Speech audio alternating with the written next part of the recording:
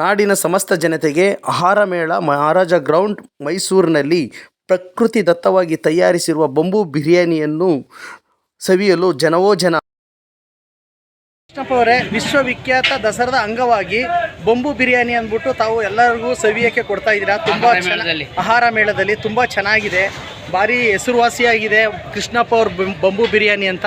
ನಾವು ಸಹ ಅದನ್ನು ಇವಾಗ ತಾನೇ ಸವಿದು ತುಂಬ ರುಚಿಯಾಗಿದೆ, ಟೇಸ್ಟ್ ಆಗಿದೆ. ಇದ್ರ ಬಗ್ಗೆ ತಾವೇನು ಹೇಳಕ್ಕೆ ಇಷ್ಟಪಡ್ತೀರಿ ಸರ್? ಇದು ನೈಸರ್ಗಿಕವಾದಂಥ ಆಹಾರ, ಅದು ಬುಡಕಟ್ಟುಗಳ ಆಹಾರ.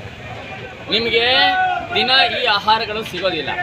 ವಿಶೇಷವಾಗಿ ದಸರಾ ಟೈಮಲ್ಲಿ ನಮ್ಮ ಆದಿವಾಸಿಗಳು ಇಲ್ಲೊಂದು ಸ್ಟಾಲ್ ಮಾಡಿ ನಾವು ಎಲ್ಲರಿಗೂ ಅನುಕೂಲ ಆಗಲಿ, ಒಂದು ಗುಣಮಟ್ಟದ ಆಹಾರ ಸಿಗಲಿ ಅಂತಕ್ಕಂಥ ಕಾರಣದಿಂದ ಈಗ ನಮ್ಮದು ಪಾರಂಪರಿಕ ಆಹಾರ ಪದ್ಧತಿಗಳಿವೆ. ಹೌದು, ಈ ಪಾರಂಪರಿಕ ಆಹಾರ ಪದ್ಧತಿಗಳಲ್ಲಿ ಬೊಂಬಲ್ಲೇ ನಾವು ಹೆಚ್ಚು ಆಹಾರಗಳನ್ನು ಬೇಯಿಸಿ ತಿಂತಾ ಇದ್ದಂಥ ಸಂದರ್ಭಗಳು. ಆವಾಗ ಪಾತ್ರೆ ಪಗಡೆಗಳು ಯಾವುದೂ ಇರ್ತಿಲ್ಲ. ಆದರೆ ಯಾಕೆ ಬೊಂಬಲ್ಲಿ ಬೇಯಿಸಬೇಕು? ಇದರೊಳಗೆ ತನ್ನ ಗುಣಲಕ್ಷಣಗಳೇನು ಅಂತಂದರೆ, ಅಲ್ಲಿ ಮುತ್ಕದ ಎಲೆ ಇರುತ್ತೆ, ಬೊಂಬಿನ ರಸ ಇರುತ್ತೆ, ಅದು ಔಷಧಿ ಗುಣಗಳ ಬರುತ್ತೆ ಅಲ್ಲಿ. ಮತ್ತು ಆ ಟೇಸ್ಟು ಇದು ಬೇರೆಯೇ.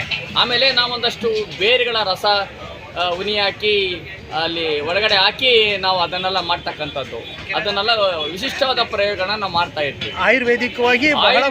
ಆಯುರ್ವೇದಿಕವಾದಂಥನೇ ಆಹಾರ ಇದು, ಬೇರೆ ಎಲ್ಲೂ ಸಿಗೋಕ್ಕೆ ಸಾಧ್ಯವಿಲ್ಲ. ನಾವು ಆ ಕಾರಣಕ್ಕಾಗೇ ಇದು ವಿಶೇಷ ಆಹಾರ. ನೀವೆಲ್ಲೂ ಹೋಗಬೇಡಿ, ಯಾವ ಸ್ಟಾಲ್ಗೂ ಹೋಗಬೇಡಿ. ಇದು ನಿಜವಾದಂಥ ನೈಜ ಆದಿವಾಸಿಗಳು ಮಾಡಿರ್ತಕ್ಕಂತಹ ಮಾಡ್ತಾ ಇರುವ ಬುಡಕಟ್ಟು ಆಹಾರಗಳು. ಇಲ್ಲಿ ನನ್ನ ಫೋಟೋನು ಸಹ ಇದೆ ಈ ಸ್ಟಾಲ್ನಲ್ಲಿ. ಮೊದಲನೇ ಸ್ಟಾಲು ಎಂಟ್ರಿ ಆಗ್ತ ತಕ್ಷಣ ಏಕಲವ್ಯ ಸರ್ಕಲಿಂದ ಎಂಟ್ರಿ ಆಗ್ತ ತಕ್ಷಣ ನಂದು ಸ್ಟಾಲ್ ಇದೆ.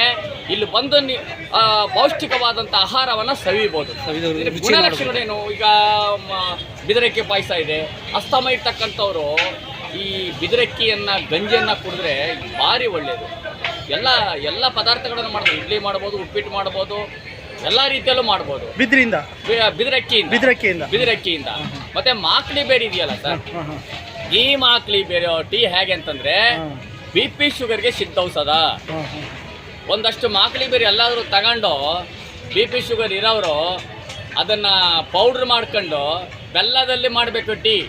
ಸಕ್ಕರೆ ಹಾಕಬಾರ್ದು, ಬೆಲ್ಲದಲ್ಲಿ ಹಾಕಿ ಮಾಡಿದ್ರೆ BP ಶುಗರು ನಾರ್ಮಲ್ಗೆ ಬರ್ತದೆ, ಮತ್ತೆ ಡೈಜೆಷನ್ ಆಗುತ್ತೆ. ಈ ಗ್ಯಾಸ್ಟ್ರಿಕ್ಕು ಅಂಥವನ್ನು ಸ್ವಲ್ಪ ಒಂದಷ್ಟು ಕಂಟ್ರೋಲ್ ಮಾಡುತ್ತೆ. ಈ ಗುಣ ಈ ಮಾಕ್ಲಿ ಬೇರಿನಲ್ಲಿದೆ. ಮತ್ತು ಇದನ್ನ ಉಪ್ಪಿನಕಾಯಿ ಹಾಕ್ಕೊಂಡ್ರೆ ಈ ನೆಲ್ಲಿಕಾಯಿ ಮತ್ತು ಮಾಕ್ಲಿ ಬೇರು ಉಪ್ಪಿನಕಾಯಿ ಹಾಕೋದಿದೆಯಲ್ಲ, ಭಾರಿ ಒಳ್ಳೆಯದು. ಅಷ್ಟು ಅದು ನಮ್ಮದು ಮೋಷನ್ ಇವೆಲ್ಲ ನಾವು ತುಂಬ ಆರಾಮಾಗಿ ಹೋಗ್ತೇವೆ, ಯಾವ ತೊಂದರೆ ಇಲ್ಲ. ಇವೆಲ್ಲ ಉಪಯೋಗಿಸ್ಬೇಕು. ಈ ನಮ್ಮ ಕಾಡಿನ ಪದಾರ್ಥಗಳು ಉಪಯೋಗಿಸ್ದಾಗಲೇ ಇದರ ನಿಜವಾದಂಥ ಔಷಧಿ ಗುಣಗಳು ಗೊತ್ತಾಗ್ತಕ್ಕಂಥದ್ದು. ಹಾಗಾಗಿ ಈಗ ನಾವು ಮಟನ್ ಬಂಬೂ ಬಿರಿಯಾನಿ ಮಾಡ್ತಾಯಿದ್ದೀವಿ, ಆಮೇಲೆ ನಾಟಿ ಕೋಳಿ ಬಂಬೂ ಬಿರಿಯಾನಿ ಮಾಡ್ತಾಯಿದ್ದೀವಿ, ಆಮೇಲೆ ನಾರ್ಮಲ್ ನಾಟಿ ಕೋಳಿ ಚಿಕನ್ ಬಂಬೂ ಬಿರಿಯಾನಿ ಮಾಡ್ತಾಯಿದ್ದೀವಿ, ಬಿದಿರಕ್ಕಿ ಪಾಯಸ ಇದೆ, ಮತ್ತು ನಮ್ಮಲ್ಲಿ ವಿಶೇಷವಾಗಿ ಮಾಕಳಿ ಬೇಟಿ ಇದೆ. ಭಾನುವಾರ ನಾವು ಸಂಡೇ ವಿಶೇಷವಾಗಿ ಕ್ರ್ಯಾಬ್ ಮುದ್ದೆಯನ್ನು ಮಾಡ್ತೀವಿ. Thank you sir. ಆ ಟೇಸ್ಟು ಸರ್ ಇವಾಗ ರೆಕಾರ್ಡ್ ಆಯ್ತೈತೆ.